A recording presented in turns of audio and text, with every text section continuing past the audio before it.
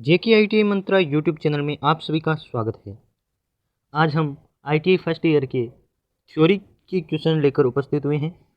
ये क्वेश्चन आपके transformer topic से लिए गए हैं। एग्जाम में ट्रांसफार्मर का क्वेश्चन आएगा तो इन्हीं में से क्वेश्चन आएंगे। इम्पोर्टेंट जो क्वेश्चन है वो आपको इस वीडियो में मिलेंगे। तो यदि आप चैनल पर नए हों तो चैनल को सब्सक्राइब कर लीजिए। वीडियो पसंद आए तो इसे लाइक कर दीजिए। तो चलिए बात कर लेते हैं कि ट्रांसफार्मर टॉपिक से कौन कौन से इम्पोर्टेंट क्वेश्चन हैं। तो क्वेश्चन नंबर फर्स्ट है, ट्रांसफार्मर किस सिद्धांत पर कार्य करता है। आपके पास ऑप्शन दे रखे हैं, म्यूचुअल इंडक्शन जिसे बोलते हैं अन्योन्य प्रेरण, और दूसरा है सेल्फ इंडक्शन जिसे बोलते हैं स्वप्रेरण, ओम लो यानी कि ओम का नियम, और फ्लेमिंग का नियम। तो ट्रांसफार्मर किस सिद्धांत पर कार्य करता है, क्वेश्चन में पूछा है। इंडक्शन के सिद्धांत पर कार्य करता है या फिर ये जो रूल दे रखे हैं ओम लो और फ्लेमिंग का लो, इन पे काम करते हैं। तो ट्रांसफार्मर इंडक्शन के सिद्धांत पर कार्य करता है, और इंडक्शन दो प्रकार के होते हैं, म्यूचुअल इंडक्शन और होता है सेल्फ इंडक्शन। तो ऑप्शन ए आपका सही आंसर है, म्यूचुअल इंडक्शन के सिद्धांत पर ट्रांसफार्मर काम करता है। अन्योन्य प्रेरण हिंदी में इसका वर्जन है। सेकंड क्वेश्चन की बात करेंगे तो सेकंड क्वेश्चन है, ट्रांसफार्मर की कौन सी वाइंडिंग पर इनपुट सप्लाई जोड़ी जाती है। तो ट्रांसफार्मर इस प्रकार से उसकी वाइंडिंग की होती है, दो प्रकार की वाइंडिंग होती है। इसे बोलते हैं प्राइमरी वाइंडिंग, और इधर जो होती है वह सेकेंडरी वाइंडिंग होती है। तो कौन सी वाइंडिंग में आपकी सप्लाई जोड़ी जाती है, यानी कि इनपुट सप्लाई जोड़ी जाती है। एक साइड से हम प्राइमरी वाइंडिंग में हम सप्लाई जोड़ते हैं और सेकेंडरी वाइंडिंग से हम आउटपुट सप्लाई लेते हैं। तो इनपुट सप्लाई प्राइमरी वाइंडिंग में दी जाती है। ऑप्शन सी आपके पास है, field winding, core winding, primary winding और है सेकेंडरी वाइंडिंग। तो इनपुट सप्लाई प्राइमरी वाइंडिंग में दी जाती है और सेकेंडरी वाइंडिंग से आउटपुट सप्लाई ली जाती है। थर्ड नंबर क्वेश्चन है, ट्रांसफार्मर कौन सी विद्युत धारा पर कार्य करता है। तो आप सभी को पता है कि विद्युत धाराएं दो प्रकार की होती है, एसी और डीसी, अल्टरनेटिंग करंट और डायरेक्ट करंट। तो पूछा जा रहा है कि ट्रांसफार्मर किस करंट पे काम करता है। तो ऑप्शन देख लेते हैं। ऑप्शन आपको दे रखा है, डीसी धारा यानी कि डायरेक्ट करंट, एसी धारा प्रत्यावर्ती धारा जिसे अल्टरनेटिंग करंट बोलते हैं, या फिर दोनों पे काम करता है या इनमें से कोई नहीं। तो इसका सही आंसर है अल्टरनेटिंग करंट यानी कि एसी धारा यानी कि प्रत्यावर्ती धारा जिसे हिंदी में कहते हैं। ट्रांसफार्मर हमेशा एसी पर काम करता है, डीसी में ये काम नहीं करता। यदि आप इनपुट में डीसी करंट देंगे तो इसकी वाइंडिंग जल सकती है। ट्रांसफार्मर की दक्षता यानी कि इफिशियंसी होती है। तो पूछा जा रहा है कि ट्रांसफार्मर की दक्षता कितनी होती है, कितने % तक इसकी दक्षता होती है, इफिशियंसी की बात। तो ऑप्शन आपके पास दे रखे हैं, 70 से 78%, 50%, 50 to 80% या फिर 90 to 98%। तो ऑप्शन डी सही आंसर है। ट्रांसफार्मर एसी करंट पे काम करता है और इसकी एफिशिएंसी होती है 90 to 98% तक, ये इसकी एफिशिएंसी होती है। ऑप्शन डी सही आंसर है। नेक्स्ट क्वेश्चन की बात करेंगे, ट्रांसफार्मर का क्रोड बनी होती है। ट्रांसफार्मर की क्रोड किससे बनी होती है, तो ये आपको क्वेश्चन पूछा। क्रोड यानी ट्रांसफार्मर के कोर की बात की जा रही है कि ट्रांसफार्मर की कोर होती है वह किससे बनी होती है, लोहे की, एल्यूमिनियम की, सिलिकॉन स्टील की या फिर चुंबक की। तो ऑप्शन सी आपके पास है, सिलिकॉन स्टील की उसकी कोर बनी होती है। नेक्स्ट क्वेश्चन की बात करेंगे, कौन सा ट्रांसफार्मर का भाग नहीं है। तो आपको ऑप्शन दे रखे हैं, इनमें से कौन सा ट्रांसफार्मर का भाग नहीं है। ट्रांसफार्मर के 4 भाग होते हैं। पहला होता है,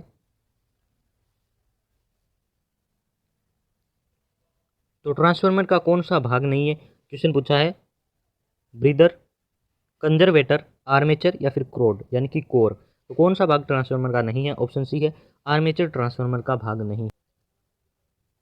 कौन सा ट्रांसफार्मर इनपुट वोल्टेज को घटाकर हमें कम आउटपुट वोल्टेज देता है। तो इसमें यह बात की है कि हम जितना वोल्टेज इनपुट देते हैं उससे कम हमें आउटपुट में प्राप्त होता है। ये हमने इनपुट सप्लाई दी है, यानी कि इतना वोल्टेज हमने दिया है, और हमें जो प्राप्त होगा आउटपुट वोल्टेज वह इनपुट से कम है। इनपुट से हमें कम आउटपुट वोल्टेज मिलता है। ये कौन सा ट्रांसफार्मर का वर्क है, या फिर ये कौन सा ट्रांसफार्मर कार्य करता है, इस द्वारा हम कर सकते हैं। तो आपको पता है कि वोल्टेज के आधार पर ट्रांसफार्मर दो प्रकार के होते हैं। वोल्टेज के आधार पर ट्रांसफार्मर दो प्रकार के होते हैं। पहला होता है स्टेप अप डाउन, ये देख लीजिए, ये ऑप्शन में लिखा है स्टेप अप और स्टेप डाउन, दो प्रकार के आपको वोल्टेज के आधार पर ट्रांसफार्मर होते हैं। स्टेप अप का काम होता है कि जितना हमने इनपुट वोल्टेज दिया है उससे अधिक हमें आउटपुट वोल्टेज देता है, यानी कि इनपुट वोल्टेज से अधिक आउटपुट वोल्टेज मिलता है। और स्टेप डाउन ट्रांसफार्मर में ये होता है कि जितना हमने इनपुट वोल्टेज दिया है उससे कम हमें आउटपुट वोल्टेज प्राप्त होता है। तो ये होता है स्टेप डाउन ट्रांसफार्मर का काम, यानी कि वोल्टेज को डाउन करके या फिर कम करके हमें देता है। हिंदी में इनके नाम हैं उपचायक या अपचायक। उच्चायक, अपचायक, ये हिंदी में इनके वर्जन है, स्टेप अप और स्टेप डाउन। तो क्वेश्चन में है कि कौन सा हमें इनपुट से घटा के आउटपुट वोल्टेज देता है, तो ये होता है स्टेप डाउन प्रकार का ट्रांसफार्मर जो इनपुट से कम आउटपुट वोल्टेज देता है।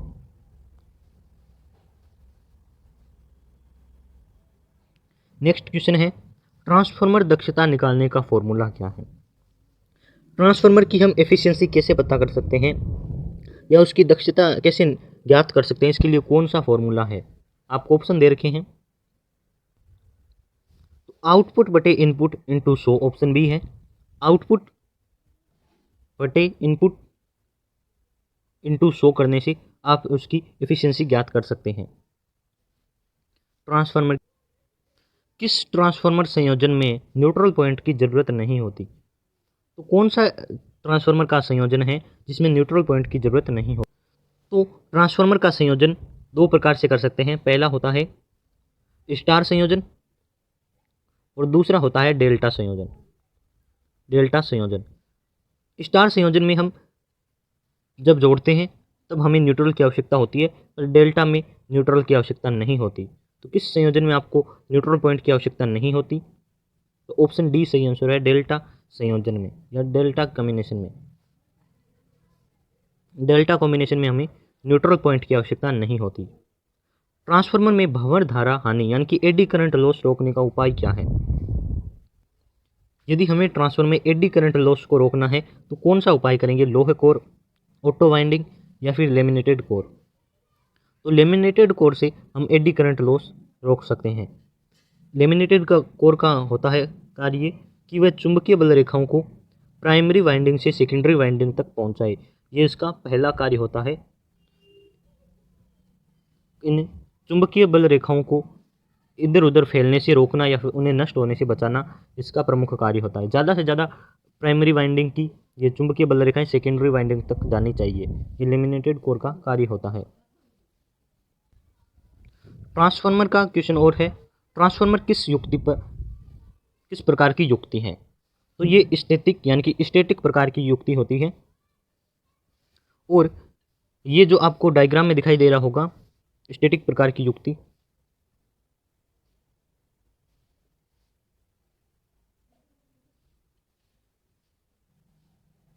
तो ट्रांसफार्मर किस प्रकार की युक्ति है, ट्रांसफार्मर स्टैटिक प्रकार की युक्ति होती है। इस प्रकार से ये जो आपको दिखाई दे रहा है ये लेमिनेटेड कोर है, ये इसमें प्राइमरी वाइंडिंग है और इसी प्रकार से इसमें सेकेंडरी वाइंडिंग भी होती है। इस प्रकार से इसमें सेकेंडरी वाइंडिंग होती है। ये आपका एसी इनपुट है, इधर आप इनपुट देंगे और इधर आउटपुट सप्लाई मिलेगी।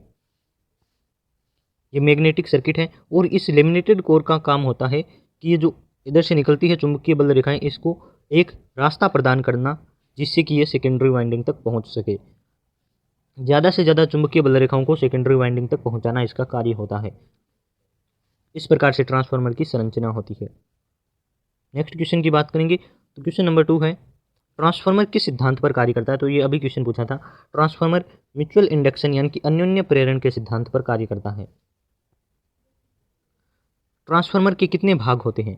तो ट्रांसफार्मर के 4 भाग होते हैं। पहला होता है वाइंडिंग, दूसरा होता है लेमिनेटेड कोर, कंटेनर और टर्मिनल। तो ट्रांसफार्मर के 4 भाग होते हैं। पहला होता है वाइंडिंग जो 2 प्रकार की होती है, पहली होती है प्राइमरी वाइंडिंग और दूसरी होती है सेकेंडरी वाइंडिंग। लेमिनेटेड कोर जो भी आपने बताया जिसका काम होता है चुंबकीय बल रेखाओं को रास्ता प्रदान करना। तीसरा होता है कंटेनर जिसे बोलते हैं टैंक, कंटेनर को टैंक भी कहा जाता है और टैंक का कार्य होता है ट्रांसफार्मर को ठंडा रखना। चौथे होते हैं टर्मिनल जिससे इनपुट और आउटपुट सोर्स या लोड कनेक्ट किए जाते हैं। नेक्स्ट क्वेश्चन की बात करेंगे, ट्रांसफार्मर किस वाइंडिंग को सप्लाई से कनेक्ट किया जाता है। सप्लाई से किस वाइंडिंग को कनेक्ट किया जाता है? तो आपको सभी को पता है कि वाइंडिंग दो प्रकार की होती है, पहली होती है प्राइमरी वाइंडिंग और दूसरी होती है सेकेंडरी वाइंडिंग। तो कितने दो प्रकार की वाइंडिंग होती है। किस वाइंडिंग को कनेक्ट किया जाता है? तो प्राइमरी वाइंडिंग को सप्लाई से कनेक्ट किया जाता है, इनपुट सप्लाई से। लेमिनेटेड कोर किसकी बनी होती है? लेमिनेटेड कोर सिलिकॉन स्टील की बनी होती है। ये इस प्रकार की लेमिनेटेड कोर बनी होती है, ये सिलिकॉन स्टील की बनी होती है और इसका काम होता है चुंबकीय बल रेखाओं को रास्ता प्रदान करना। लेमिनेटेड कोर के क्या कार्य होते हैं? चुंबकीय बल रेखाओं को मार्ग प्रदान करना, ये लेमिनेटेड कोर का वर्क होता है या फिर कार्य होता है। तो आज की वीडियो में बस इतने ही क्वेश्चन। यदि वीडियो पसंद आया हो तो इसे लाइक शेयर करें और चैनल पे नहीं हो तो चैनल को सब्सक्राइब कर लीजिए।